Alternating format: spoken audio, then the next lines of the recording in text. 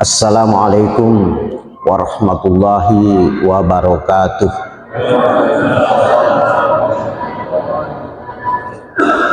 Alhamdulillahilladzi arsala rasulahu wa dinil haqq liyuzhirahu 'alad dini kulli walau karihal musyrikun.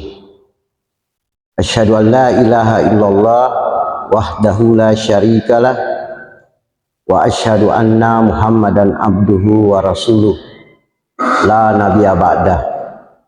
Allahumma sholli ala Muhammad wa ala ali Muhammad kama shallaita ala Ibrahim wa ala ali Ibrahim wa barik ala Muhammad wa ala ali Muhammad kama barakta Ibrahim wa ala ali Ibrahim innaka hamidun majid. Amma ba'd, qala Allah ta'ala fi kitabil karim, a'udzubillahi minasyaitonir rajim. Ya ayyuhalladzina amanu taqullaha haqqa tuqatih wa la tamutunna illa wa antum muslimun. Ya ayyuhalladzina amanu taqullaha wal tanzur nafsum ma qaddamat ligad wattaqullah innallaha khabirum bima ta'malun. Qala Rasulullah sallallahu alaihi wasallam, ballighu anni walau ayah. Hadirin wal hadirat yang insyaallah dirahmati Allah Subhanahu wa taala. Izinkanlah pada kesempatan ini kami menyampaikan beberapa hal dari agama kita.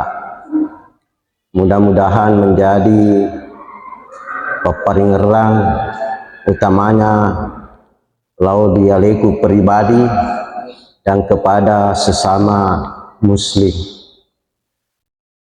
Mungkin apa yang akan saya sampaikan sebentar bukanlah hal yang baru, tetapi ini sudah berulang-ulang kali disampaikan oleh para ustaz kita, para guru-guru kita, Tovan Ritata, sehingga anggaplah ini sebagai penguatan. Nareko anak-anaknya biasa di pondok pesantren itu mereka betul hatimin tapi belum hafiz.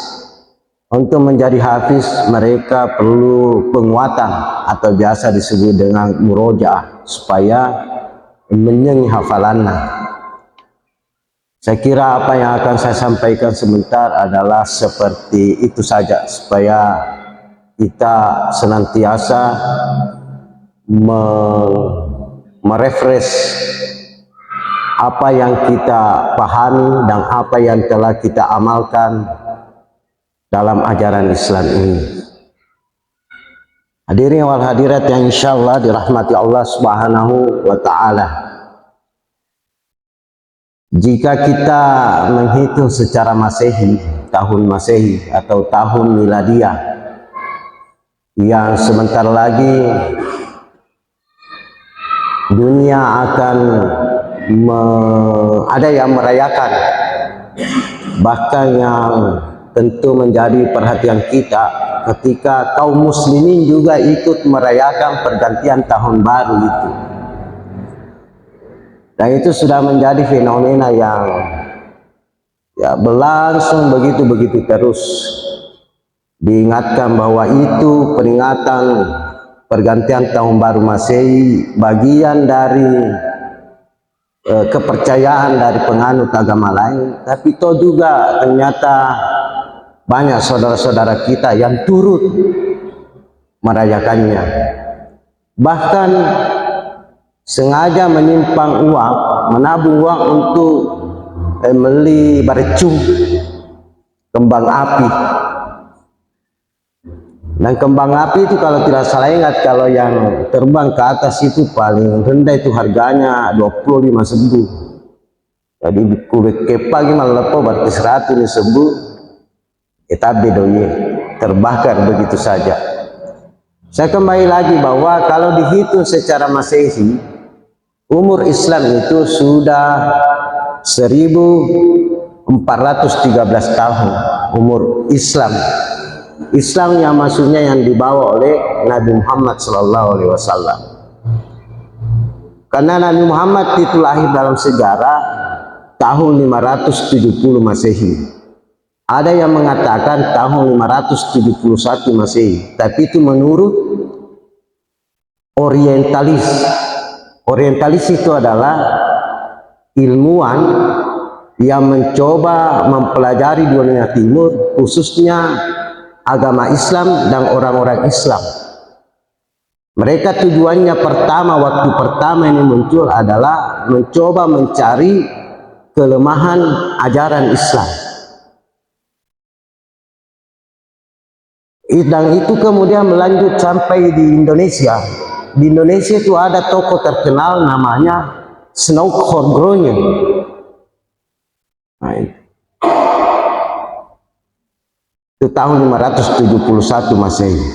Kemudian Nabi itu pada kapan menjadi Nabi? Dalam hitungan itu tahun 610 Masehi. 622 Masehi hijrah ke Madinah.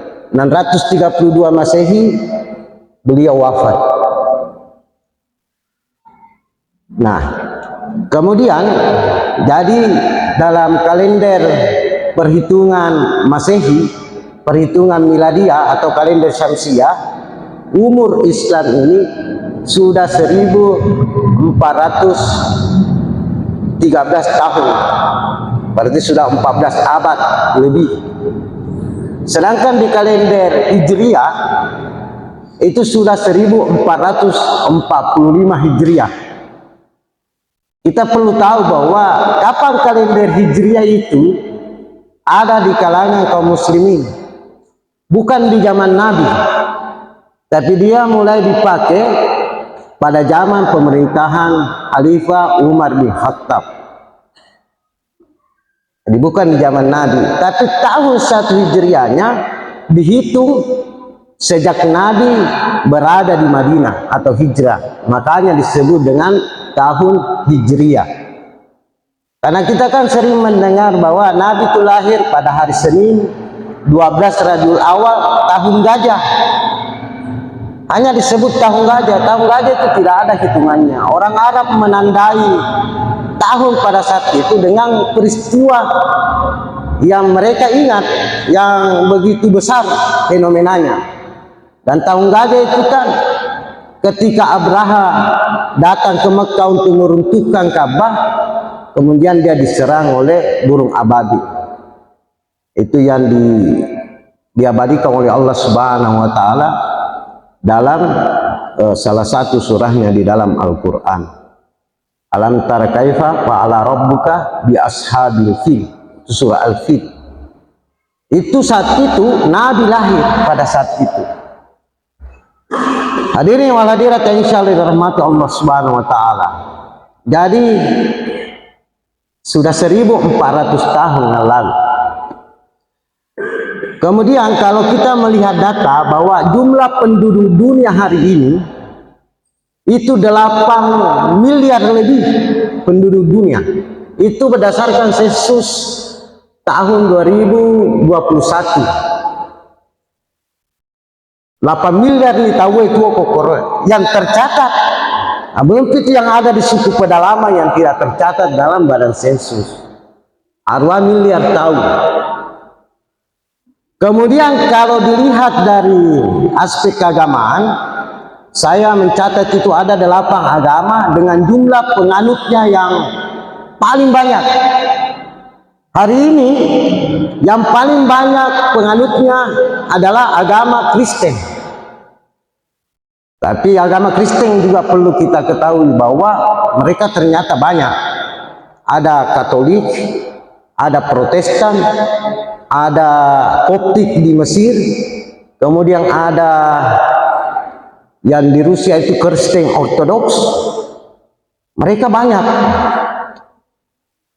Tidak sama dengan Islam. Islam biasanya orang hanya melihatnya bahwa engkau dasar Islam Sunni atau Ahlus Sunnah wal Jamaah, dan ada yang menyebutnya membaginya satu lagi Syiah. Jadi ada berapa jumlahnya Kristen di dunia ini? Yang tercatat itu 2,38 miliar. Nomor 2 adalah Islam. Islam itu jumlah penganutnya 2 miliar sekarang tahun 2021. Hindu 1,16 miliar orang, lebih banyak di India. Buddha 507 juta. Agama lokal, kan ada juga agama lokal. Kalau di Sulawesi Selatan itu ada Tuani Tolotan di sana yang di Sidrap. Dulu ada juga agama lokal di Sinjai di sini namanya Patuntung. Patuntung yang di bawah kaki Gojeng, di bawah kaki Gunung Baukarai. Ketika mereka menolak Islam, mereka menyingkir ke daerah timur sehingga tertahan di sana, di daerah sebelum Bontopiro dan termasuk perbatasan Sinjai yang kita kenal hari ini dengan suku Kajang. Itu pada dasarnya mereka berasal dari kaki bawah Harai, daerah Kompang. Itu yang dicatat oleh peneliti Belanda, W. Pena. Agama aslinya adalah Patuntung. Patuntung namanya. Agama lokal itu 430 juta orang. Kemudian Yahudi, penganut Yahudi itu 14,6 juta orang. Hanya 14 juta. Tapi hari ini mereka mampu mengobrak-abrik Islam. Ketika mereka menyerang, sudah kurang lebih 80 tahun mereka menguasai Palestina. Tapi kok Islam di sekitar-sekitar itu, Mesir, tidak mampu membebaskan saudaranya dari penjajahan Zionis Israel itu. Kita juga harus berhati-hati untuk menyebut Israel, karena Israel itu sebenarnya adalah Nabi Yakub. Nabi Yakub. Nah, kita harus berhati-hati. Jadi yang sekarang itu membunuh, membom itu di sana di Gaza adalah orang Yahudi, tapi mereka golongannya adalah Askenazi atau biasa dikenal dengan Zionis. Beda Yahudi. Yahudi tidak semuanya Zionis. Itu juga perlu kita perhatikan. Kemudian para hadirin yang berbahagia, kalau dari segi negara, siapa yang mayoritas negara itu penduduknya Muslim? Yang pertama itu adalah Indonesia. Dengan jumlah penganut Islam di Indonesia 231 juta dari 240 juta penduduk Indonesia. Jadi kita mayoritas. Tapi ini sering juga menjadi perhatian ya, betul mayoritas secara hitung-hitungan kuantitas, tetapi secara kualitas patut dipertanyakan. Ya. Karena salah satu misalnya seperti yang disampaikan oleh Bapak Dr. Ustaz Muhammad Zulhar Naim, terkadang umat Islam itu dalam politik selalu menjadi rebutan, selalu difabite. Nah, gitu. Kemudian yang kedua adalah Pakistan. Jadi jumlah mayoritas penduduknya Muslim itu Pakistan 212 juta. Kemudian yang kedua India. India ternyata yang mayoritas Hindu, betul. Tetapi Islamnya adalah nomor 2, yaitu 200 juta. Bangladesh 153 juta. Nigeria, negara Afrika, itu 102 juta. Mesir 90 juta. Iran yang ketujuh itu 82 juta. Arab Saudi tidak masuk pun. Di Arab Saudi itu tidak mungkin mayoritas di situ Islam, tetapi tidak sebanyak dengan negara-negara yang telah saya sebutkan tadi. Itu menarik. Kemudian kita pindah ke negara Eropa, karena perkembangan Islam di Eropa hari ini sangat signifikan, meningkat tajam. Itu ada 7 negara Eropa yang jumlah muslimnya signifikan bisa dikatakan banyak karena jutaan. Pertama Rusia, itu Rusia penduduknya yang muslim itu 145 juta, 8. Itu Rusia, dulu Uni Soviet. Padahal Uni Soviet dulu itu negara komunis. Kemudian yang kedua adalah Perancis, 5,7 juta. Jerman 4,95 juta. Italia 4,8. Inggris 4,1 juta. Bosnia Herzegovina 3,2 juta. Yang ketujuh adalah Spanyol 1,1 juta. Itu negara Eropa yang sekarang penduduk muslimnya sekian banyaknya. Tapi kalau kita bertanya, apakah ada negara di dunia ini yang 100% muslim? Pasti kalau kita pikir pasti Arab Saudi, kayak Oman, Qatar, apa. Ternyata bukan. Di dalam data itu, negara yang mayoritas penduduknya muslim, yang pertama adalah Maladewa. Negara Kepulauan Maladewa. Itu di Samudra Hindia Belanda, di sebelah selatan India. Maladewa namanya. Itu 100% penduduknya di situ muslim. Ada non-muslim situ, tapi dia pendatang, hanya pekerja. Tidak diakui kewarganegaraannya di situ, akan dicabut kewarganegaranya sebagai warga negara Maladewa kalau bukan muslim. Itu di Maladewa. Yang kedua adalah Mauritania, itu negara kecil juga di Afrika, 100% muslim. Nah, jadi ada dua. Sedangkan kalau tadi itu jumlah ateis, yang orang-orang yang tidak bertuhan atau agnostik, ada istilah juga baru sekarang kan. Kalau dulu namanya ateis, orang-orang yang tidak mengakui Tuhan. Tapi runtuh argumen mereka, maka mereka menjadi agnostik lagi namanya. Mereka percaya ada pencipta, tapi mereka tidak percaya agama. Percayamu maka dengan kata Mahkamah Pancaji, ada yang berkuasa di dunia, tapi mereka tidak mau beribadah. Itu sekarang namanya agnostik. Perkembangannya dari ateis. Nah, kalau menurut Dr. Zakir Naik itu mengatakan, ya rotawe napai bila ilaha, tidak ada Tuhan, illallah, napai la ilaha illallah syahadana. Tapi dia napa narutu wa asyhadu anna Muhammadar Rasulullah. Nah, dari orang-orang itu yang sebenarnya yang paling banyak sekarang masuk Islam di negara-negara Eropa itu. Tahukah kita bahwa negara yang penduduknya paling banyak tidak beragama, yaitu Cina. Data tahun 2021 tadi yang saya bilang itu 720 juta orang di Cina itu tidak beragama. Yang kedua adalah Cekoslowakia. Dulu namanya Cekoslowakia. Sekarang kan berpisah. Ada Ceko dan ada Slowakia. Itu 78% penduduknya itu tidak beragama, alias ateis. Ya. Nah, pada diri yang berbahagia, kalau kita menonton sekarang apalagi namanya YouTube tentang perkembangan Islam, kita akan melihat bagaimana apa alasan orang-orang itu masuk Islam. Ini kan utamanya sejak 7 Oktober kemarin tahun 2023 ini ketika Hamas menyerang Israel. Itu kan menjadi perhatian dunia. Orang kemudian tersadar karena orang menyebutnya bahwa serangan Hamas itu adalah serangan teroris.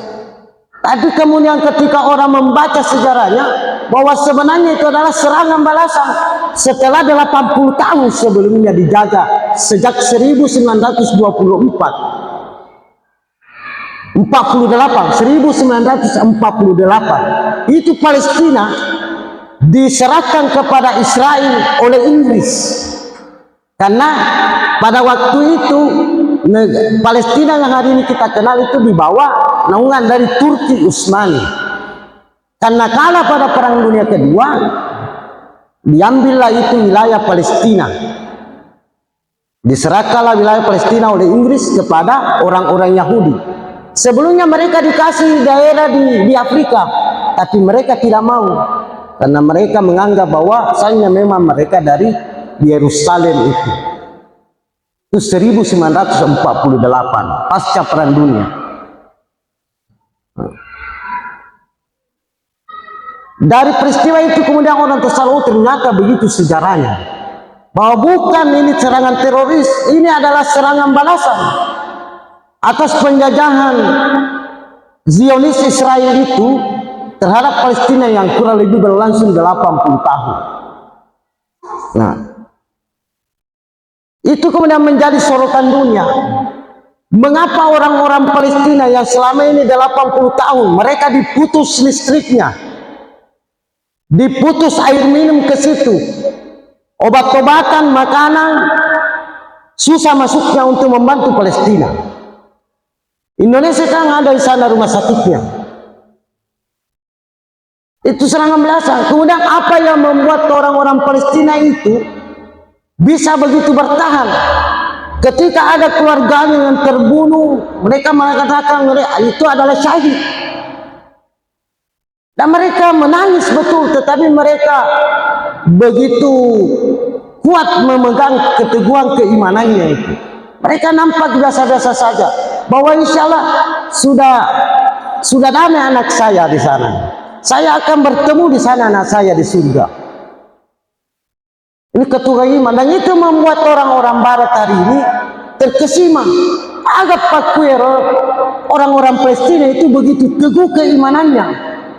Agak senaro agamana. Politik garo ajaran agamana. Itulah sebabnya mereka banyak membaca Al-Quran hari ini. Nah, tentu mereka membaca Al-Quran, ada yang serta-merta mereka masuk Islam karena menemukan keindahan di situ, menemukan jawaban-jawaban atas pertanyaannya selama ini.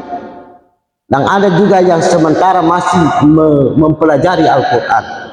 Tapi ada survei yang dilakukan oleh namanya Shannon Abu Nasr, bahwa orang-orang Eropa itu, orang-orang Barat itu masuk Islam karena ada beberapa alasan. Yang pertama adalah ketika mereka bertemu dan berbicara dengan Muslim. Mereka bertemu dan berbicara dengan Muslim. Berarti orang itu masuk Islam karena akhlaknya seorang Muslim. Saya tidak tahu para jamaah yang berbahagia, karena kita ini terbiasa hidup disinggahi dengan mayoritas Muslim.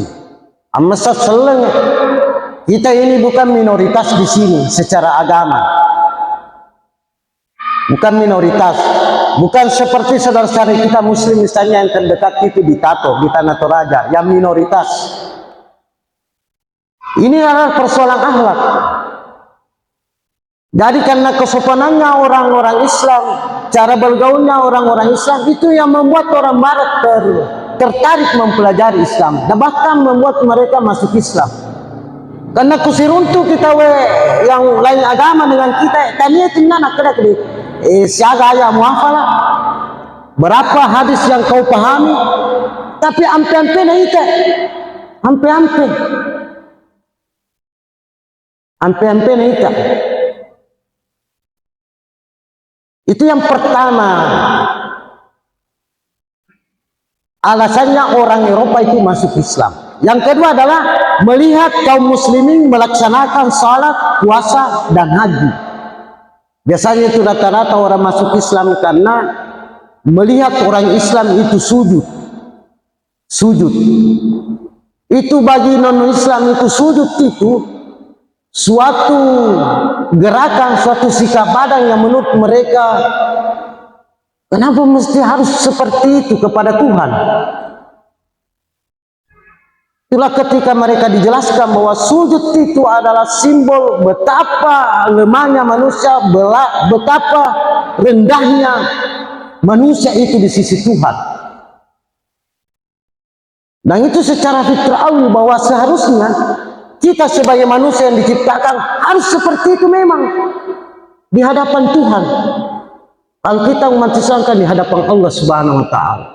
Betapa yang terhormat kita itu pikiran kita, otak kita, yang membedakan kita dengan mata. Tapi mata Andre hurie nauluwe.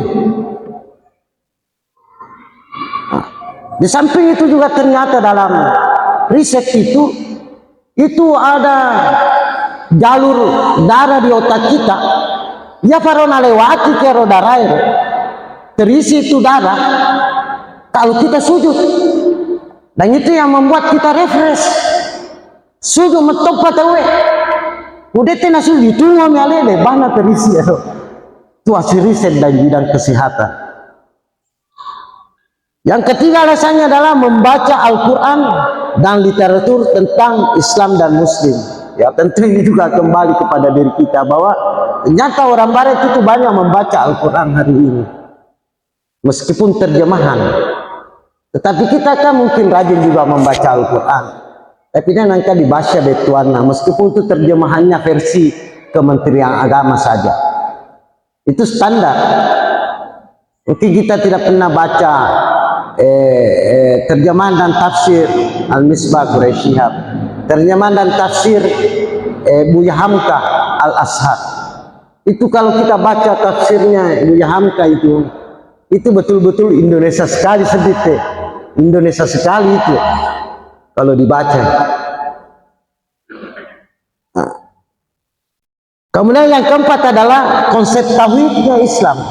Mapasedin Allah di Allah Ta'ala. Karena kan di agama lain itu terkadang banyak mempercayai bahwa selain banyak Tuhan bagi mereka. Misalnya kalau di Kristen ada Trinitas, di Hindu ada Trimurti, di agama-agama lain itu Ukafun Nawai, Ukafun Natana, Ukafun Angin, dan lain sebagainya.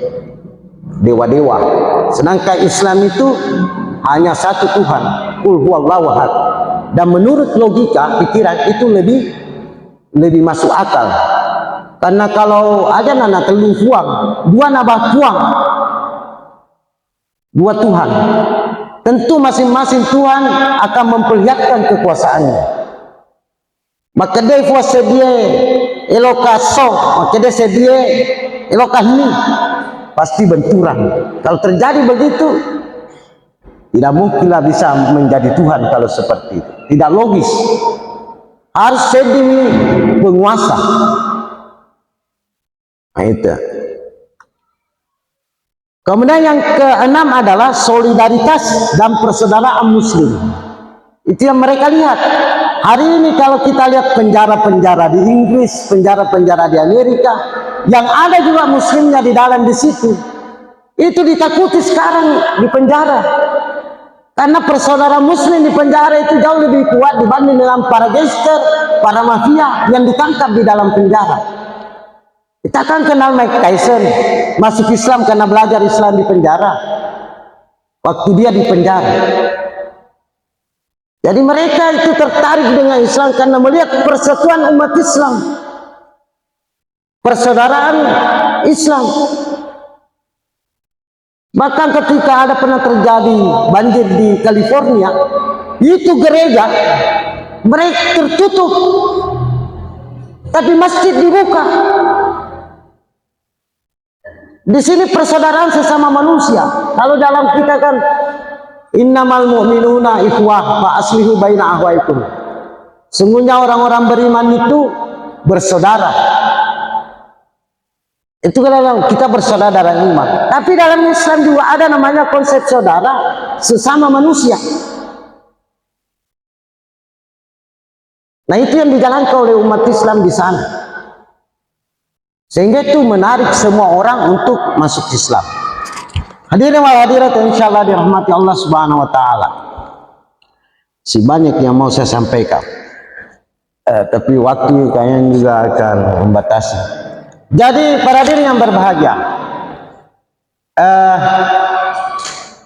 kalau selama ini kita ini bersyukur karena kita ini Islam, mau maaf ini, karena kita ini Islam keturunan. Kita ini sudah Islam kenal lahir dari rahim yang sudah Islam. Pertanyaannya adalah, apakah hari ini kita berislam benar-benar karena kesadaran kita sendiri, benar-benar lahir dari pengetahuan kita sendiri sehingga kita mengamalkan Islam ini? Karena kalau kita cek Al-Quran, kita akan mendapatkan ayat di surah Al-Baqarah ayat 256 setelah ayat kursi. Karena ayat kursi itu Al-Baqarah 255. Ini ayatnya 256. La ikraha fid din, qad tabayyana ar-rusdu minal ghayy, faman yakfur bit taghut wa yu'min billah faqad istamsaka bil urwatil wuthqa lam fisama laha wallahu samiun alim. Tidak ada paksaan memasuki satu agama, termasuk masuk dalam Islam, karena sudah jelas mana jalan yang benar dan mana jalan yang salah. Maka barang siapa yang kafir terhadap tagut dan beriman kepada Allah, maka dia telah berpegang teguh pada tali yang sangat kuat. Mari kita lihat. La ikraha fid din, tidak ada paksaan dalam agama. Beragama. Maka karena sudah jelas mana jalan yang terang dan mana jalan yang gelap, yang sesat. Maka barang siapa yang kafir terhadap tagut itu adalah segala sesuatu aturan petunjuk hidup selain yang diturunkan oleh Allah. Sebaliknya dia beriman kepada Allah Subhanahu wa taala, maka engkana akatan minnatu dinillah. Berarti beriman, berislam itu adalah pilihan hidup. Pilihan hidup kita. Karena kita hidup ini untuk memilih. Kita tidak memilih untuk hidup. Tidak tahu saya kira yang pernah minta kepada orang tuanya atau minta kepada Allah, Fuang, pancajia diminum. Kita ini hanya tiba-tiba lahir ke dunia. Kalau tumbuh-tumbuh kena malopok, kita menyadari kehidupan kita. Pakai di kehidupannya ini majama fatawe, masih sekolah fatawe, dan lain-lain sebagainya. Sampai kita juga sadar, kata dia sepuang. Dan berislam itu, beriman kepada Allah adalah pilihan. Nah, berdasarkan ayat ini. Tapi ayat ini pun juga terkadang jadikan orang alasan. La ikraha fid din, tidak ada paksaan dalam agama. Sehingga elok atau eleki napikau jamatonnya, tamanya kita ini sesama muslim.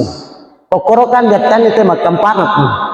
Kalau tersinggung itu bisa jadi masalah hari ini.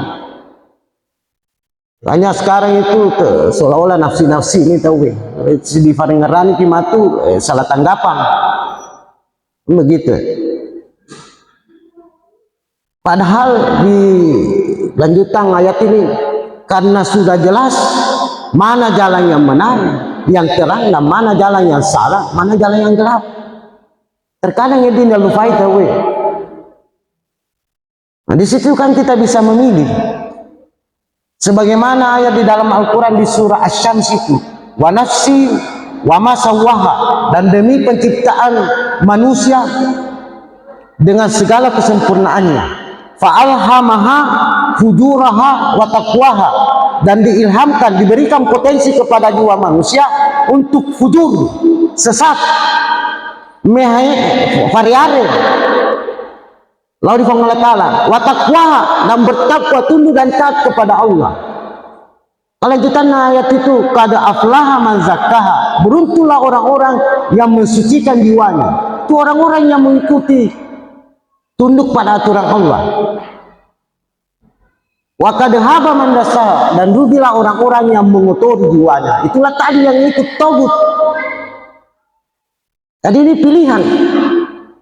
Mengatali tenarenge kemampuan setiap manusia. Ele kita lo maja jadi to, ele kita lo madesen jadi to.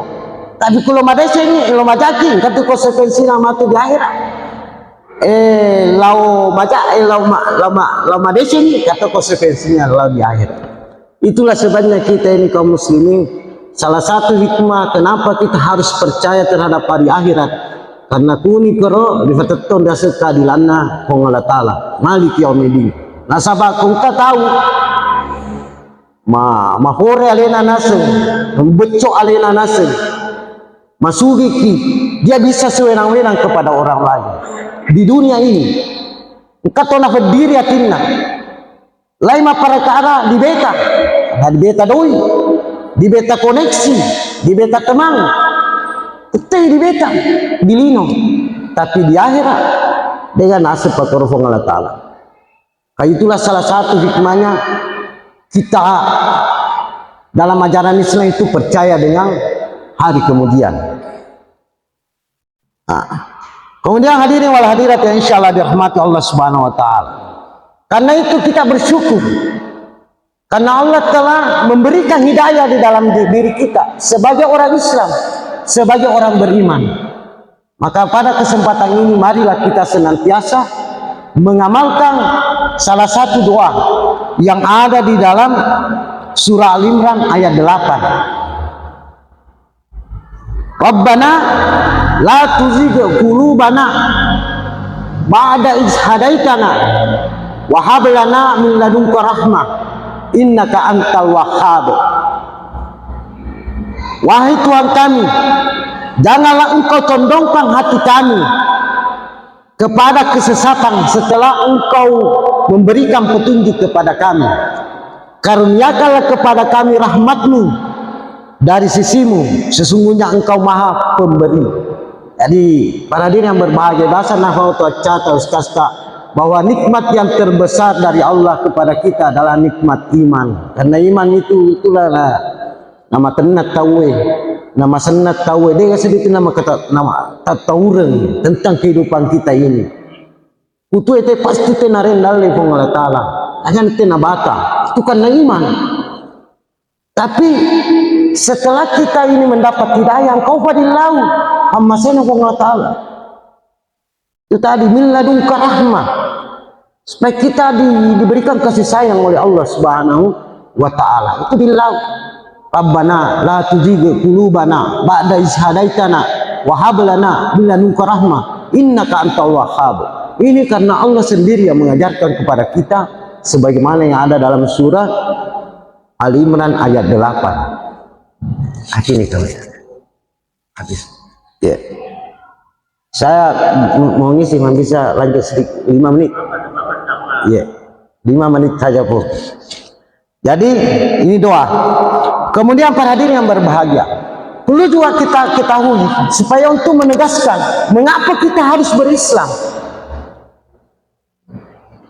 Dalam surah Al-Imran ayat 19 Allah Subhanahu wa Ta'ala menyampaikan kepada kita, inna dina indallahil Islam, sesungguhnya agama yang diterima di sisi Allah adalah hanya Islam. Pertanyaannya adalah kenapa seseleng yang mana yang dimaksud dengan Islam itu? Kenapa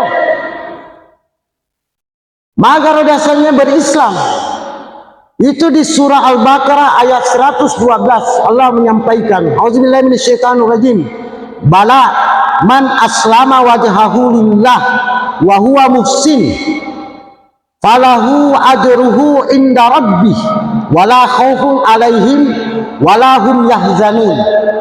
Ya dasarnya seleng adalah barang siapa yang menyerahkan diri sepenuhnya kepada Allah, itu Islam, berserah diri sepenuhnya kepada Allah dan dia berbuat baik, beramal saleh, dia akan mendapat pahala di sisi Allah, tidak ada rasa takut dan tidak ada rasa sedih hati. Jadi kita diukur oleh kede selena teman-teman. Jadi pertama adalah kita menyerahkan diri sepenuhnya kepada Allah. Yang kedua, kita beramal saleh. Yang ketiga, dia jaga tahu-tahu dia dalam jiwa kita. Yang keempat adalah kita tidak pernah susah bersedih hati. Itu ukurannya Islam, keislaman. Kemudian yang selanjutnya adalah aga akibatnya kena seleng. Ini juga diterangkan oleh Allah Subhanahu wa taala di Quran surah Al Imran ayat 85. Wa may yabtaghi ghaira islami dinah fala yuqbala minhu wa huwa fil akhirati minal khasirin. Barang siapa yang mencari agama selain Islam, maka itu tertolak, dan di akhirat kelak dia akan menjadi orang-orang yang rugi. Di ayat yang lain itu maktama neraka. Itu. Oleh karena itu Allah Subhanahu wa taala kembali menegaskan lagi di ayat yang lain